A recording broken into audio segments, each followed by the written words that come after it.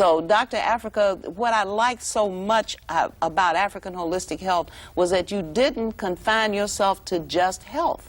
In other words, you just didn't go through and talk about disease and cures and that all of that without talking about how, in the first place, we came to have these problems, these plagues. You went back into European history when they went to Africa looking for medicine because they were sick in Europe.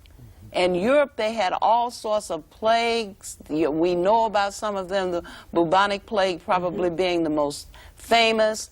They had famines and plagues having to do with poor hygiene, bad nutrition, and a lot of other things. They went to Africa to look for herbs. This is part of the reason why we were uprooted from Africa, because there we were in the Garden of Eden with all the things that they were looking for.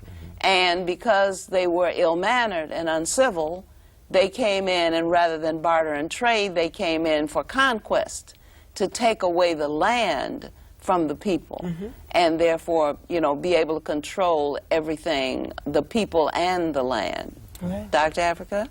Well, they, see, I don't want to belabor the point, but they had famines, and Europeans, the Caucasians, they had famines and ice ages and frozen land and had a shortage of food.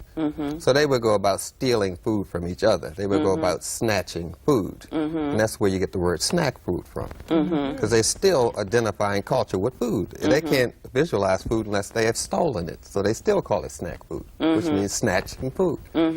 But the thing that hits you when you go into this kind of looking at the body thing, which I had to do with the biology and the chemistry and all these languages that are tied to white supremacy, the terms we use kind of throws you into that culture. The mythology, the names of the muscles and things of that sort, like we have the biceps and we have the triceps, and in medicine, seps mean head. And we have, I'll just give you one example.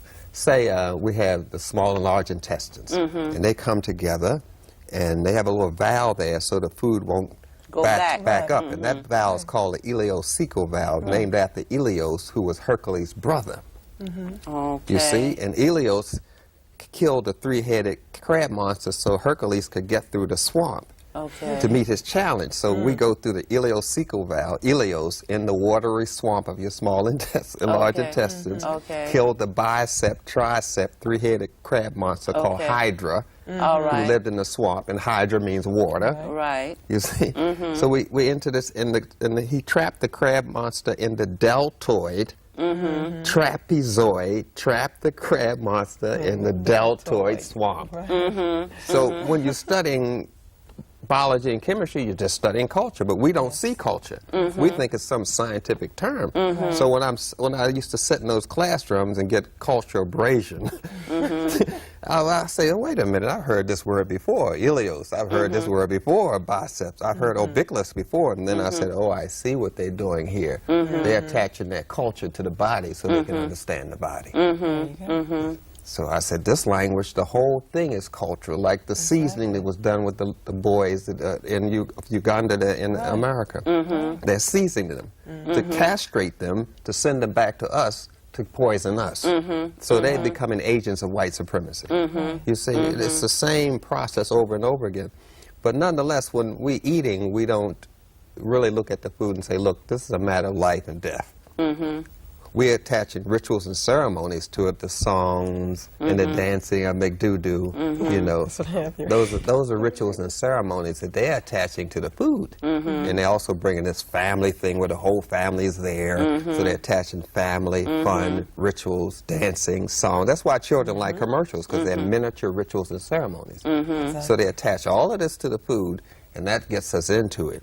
You see, it's still culture, but we don't see it as culture. But to understand things, you have to attach people to everything.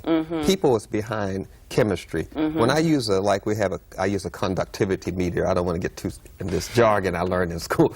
but I measured electrolytes in food, how much energy this food has. And I have a machine, I pour the juice from carrots in it, or I pour urine in it and measure how much energy is in this liquid.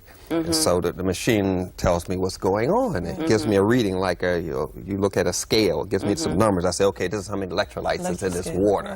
How many electrolytes are minerals that carry electrical charge. I don't want to go too far. So the machine looks scientific, but the machine has to be what we call calibrated. Someone has to decide what is an inch, what is 16 inches, 32 seconds. So how it's calibrated is based on the rituals and ceremonies of the Greeks and Romans. So we back to culture again. It's not a machine. It's European culture in another form. It's like you go into the African drum language, which this white boy stole it and called it the Morse code. They took that same pulsation and rhythm, and now they call it the telephone. They took the same pulsation and rhythm, and now they call it a computer, which is nothing but an African drum. But if you don't attach people to the computer, you don't see it. So what I do is I go back and I attach people to everything, to food, when we look at a plate.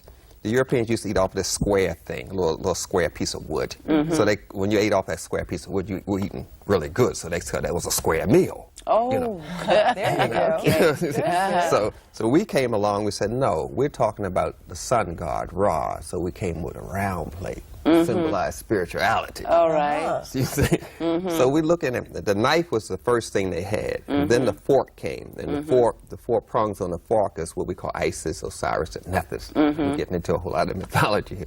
So the Europeans are the only culture that put a knife close to the plate, of all cultures.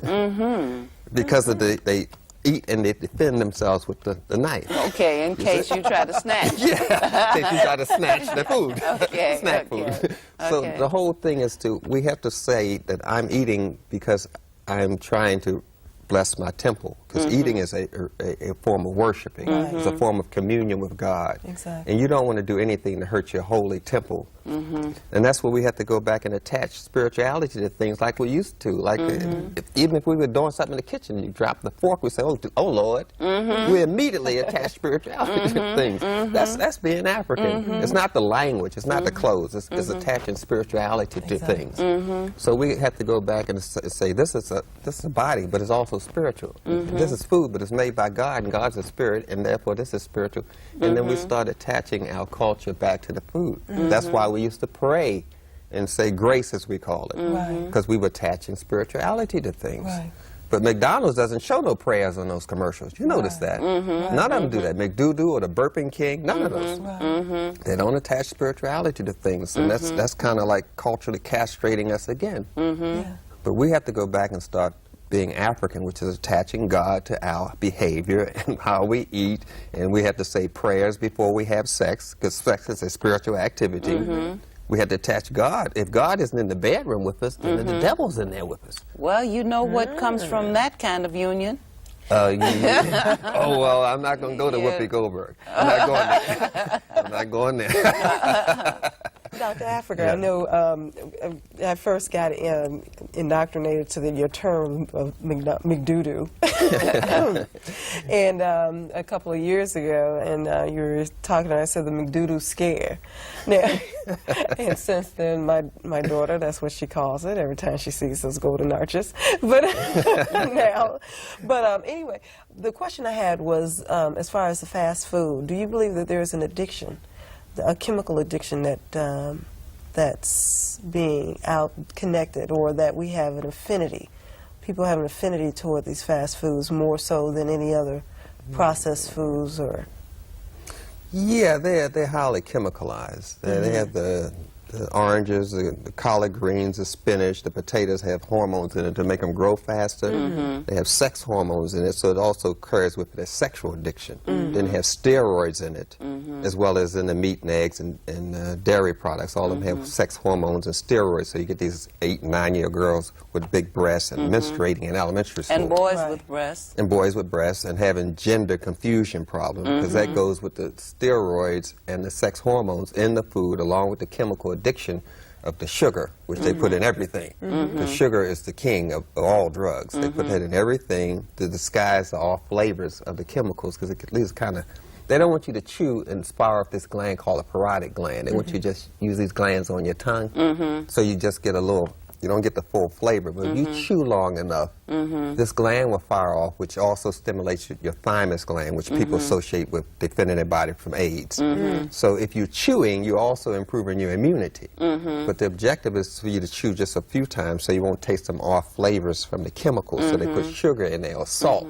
Well, flavoring is an industry now. I'm reading in the book called Fast Food Nation. Yes. You know, the whole idea is, you know, you can, there is a petroleum-based, what is that, TVP? TVP? Yeah, that's right. From petroleum. That's right. Yes. So that you can take almost anything, you know, sawdust. Yeah, they put sawdust and give in it a flavor. in Pringles. That's You know, in Pringles. They put wood in Pringles. They also feed cattle with plastic straw. I mean, it's no limit to their limit because it's no what we call morality in there. There's no God center. But see, when you say attaching spirituality to the act of eating, you know, the sacredness. The people are eating on the fly, they're eating on the run, they're driving down the street, you know, they're talking on the phone.